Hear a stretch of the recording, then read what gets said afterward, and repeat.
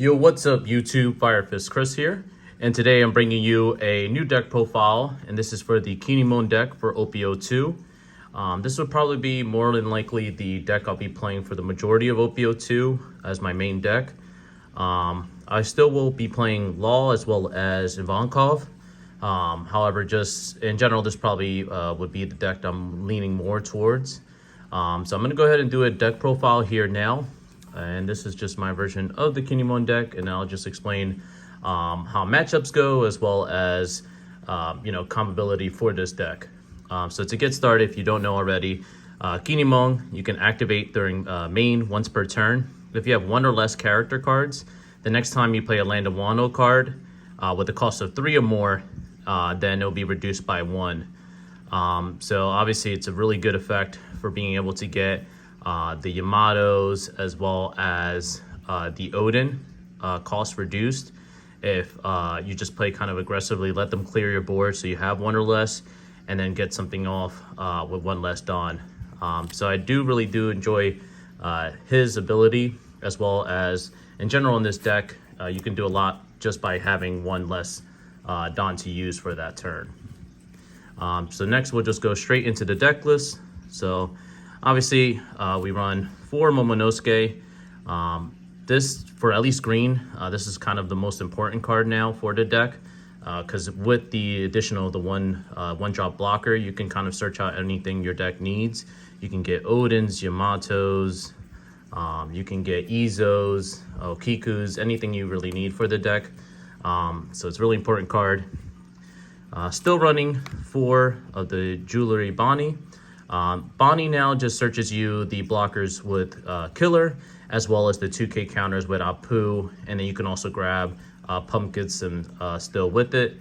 And in general, Bonnie's still a great card, obviously. You do want to have continuous searching in this deck. A lot of times for the green matchup against most decks, you can kind of just out-resource people with these searches, protecting them, and obviously just clearing the board so they don't really have anything to attack over this besides their leader attack. Next for the deck, this is new card for OP-02, and this is Kozuki Toki. So if you have an Odin character in play, it gains blocker. So in total, you'll have the Odins as well as Yamato in the deck to be able to get this. So majority of the time, that's what you're going to have on board, since that's kind of your win condition, is being able to establish Odin, establish Yamato to rest important targets on the opponent's field, and be able to clear their field. And it's also 1K counter, so very worst you can just pitch it. So obviously a really great card. Next for the blockers, you have Beige, which I forgot to add that Bonnie can also still search you. Obviously Beige, just a 1-drop blocker, just necessary to keep your Odin alive, as well as the useless Captain Kidd. Next, only 2 Nekomushis. Nekomushi now obviously is still a good card. You could just use this kind of to go for a game, especially if they're just walling up with just blockers to prevent Odin from clearing the board. You could just summon this, obviously remove one of their blockers from being able to block for that turn. Not much else to say. Probably would only run it at 2. Next is 4 Killers. Killers is a very important card in this deck. The ability to just get a draw and be able to block at the same time is just really good for out-resourcing your opponent. Majority of the time, you're going to have 3 or more characters on the field to be able to get that ability. It's not much else to say. It's just you need to run Killer. Apu, so obviously Apu is just there for the 2K counter, just being able to get that from Bonnie as well. Not much else to say about Apu. Next is, I'm only running 2 Rizos. I'm thinking about bumping up Rizo to more. Just the ability of being able to draw a card every time you attack is just really good in seeing key pieces in your deck. So I might try to bump this up to 3. But for right now, I'm only running 2 Rizos. Next is 4 Izos. So Izo is really important. It's a 2K counter, and then also with Kinemon's effect, you can also summon it for 2. and be able to rest something that's 4. So it gets rid of like problematic blockers for OP-02, such as like Borsellino, Marco, and just in general, it's just a really good card to have. And it's, obviously it's a 2K counter, so you definitely want to run 4 of that.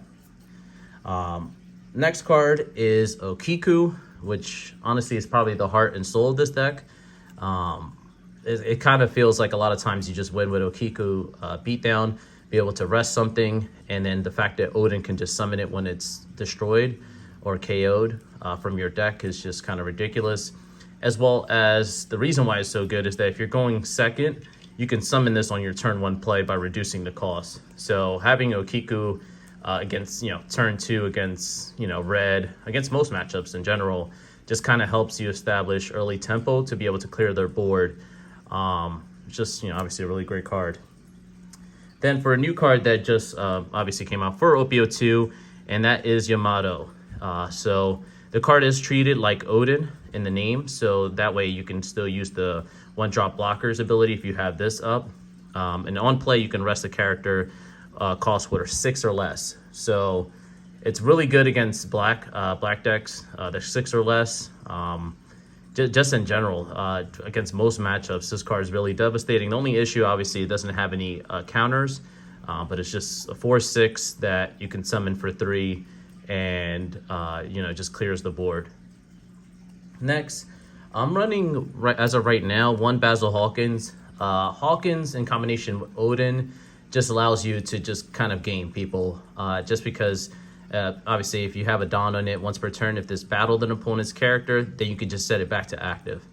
So being able to attack twice with him, as well as attack twice with Odin, kind of guarantees that you're going to board clear. I have been thinking the only changes that I probably would make is try to see if I can try to fit in the regular 5 drops, 6,000 power Yamato. And that's just because obviously it's Odin in his name, so it combos with the blocker, and it has double attack and banish. So if there's one thing I probably would change is that I'm probably going to try to see if I can fit maybe 1 or 2. And what I would probably take out is I'll take out 1 Beige, and then maybe 1 of the counter cards. But as of for right now, it's Basil Hawkins. It's still a great card for this format. Next is 2 Eustace Captain Kidd. So Captain Kidd for this deck, it's not as good as it was in OP-01 or as oppressive since the inclusion of black. It's kind of really easy now to get over for that deck and just most decks in general.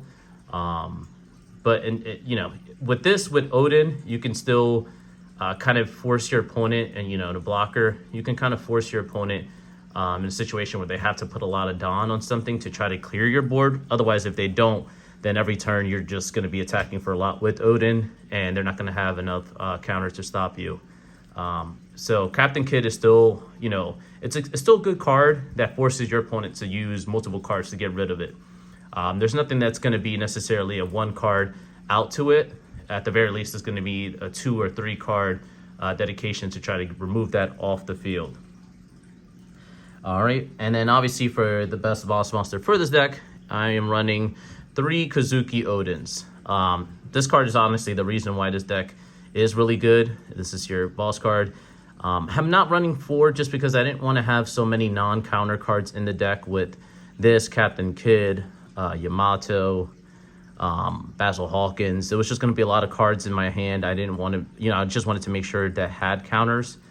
So only running 3, you're really never going to run or play more than 3.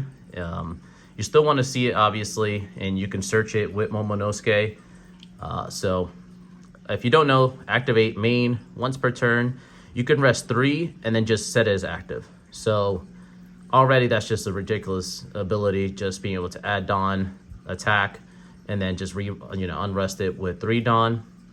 And then on KO, which is just a ridiculous ability, is that you can play 1 green Land of Wano type character with a cost of 3 or less from your deck. So you can bring out Okiku if you want to continue on the pressure. Or a lot of times what I feel a lot of people mess up is that you can summon Izo off of this. So if they mess up and summon a blocker before killing this, you can just go ahead and summon Izo, rest that blocker, and then your turn, you could just clear your opponent's board or go for a game that next turn where they thought they would probably be safe with the blocker. So I mean, that's pretty much it. Odin's just a really good card. Now, that was it for the characters. For events, I'm running 2 Paradise Waterfalls. So, obviously, yeah, most people already know what this does. Your leader, your character gains 2,000 during this battle, and then you can set a character as active. This is just really good with keeping your Odin safe, as well as keeping Okiku safe. And in general, this would keep your Momonosuke safe as well. If they don't attack in the right order, if they try to clear something else, and your Momonosuke is rested and they don't attack that first, sometimes you might just use this counter, maybe not counter completely, let the other character die to save your Momonosuke if you need to still have that searchability for the next turn. And obviously it has a great trigger where it could just destroy an opponent's rested character would cost her 4 less. So not much to say. And then for the last card I run, it is 2 Punk Gibsons. Punk Gibson is just a really good card against, again, most decks like that have the 4-drop blockers.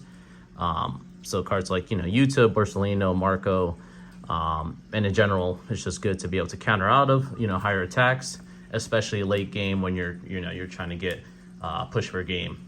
So in general, for right now, this is my deck list for the Kinemon deck for OP-02.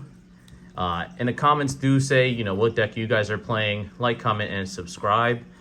We are trying to get to 100 subscribers.